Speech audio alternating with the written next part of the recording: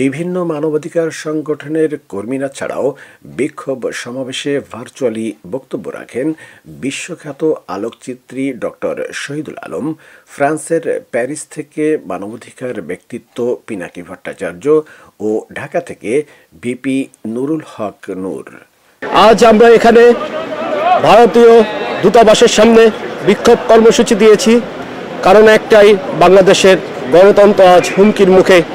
বাংলাদেশের সীমান্ত এরিয়ায় করা হচ্ছে দিনের পর দিন হত্যা, এবং বাংলাদেশের রাজনীতিতে সরাসরি পার্শ্ববর্তী দেশ ভারতের যে হস্তক্ষেপ, আমরা 15 বছরের অধিক সময় আমাদের গণতন্ত্র এবং জাতীয় নির্বাচন থেকে রয়েছি দূরে।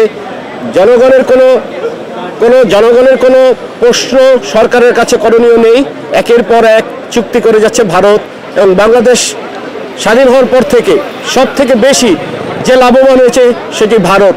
সেই লাভবানের পরেও তারা সীমা লঙ্ঘন করে বন্ধুত্বের খাতিরে বন্ধুর ঘরের ভিতরে যে প্রবেশ করেছে এবং একের পর এক হস্তক্ষেপ করছে, তারই শুরু আজ এখান থেকে বিক্ষোভের।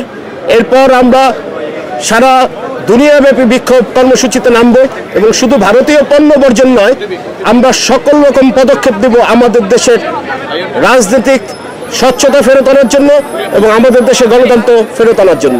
আজ আমরা ইন্ডিয়া হাই কমিশনের সামনে সমবেত বাংলাদেশের সীমান্ত হত্যার প্রতিবাদে, একই সাথে বাংলাদেশে রয়ের ইন্টারভেন্স ঠেকানোর জন্য বয়কট ইন্ডিয়া এটা জোরদার করতে বিশ্বব্যাপী।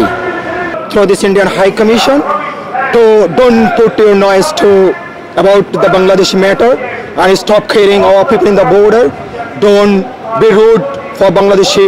Don't practice the shoot on sight policy, which is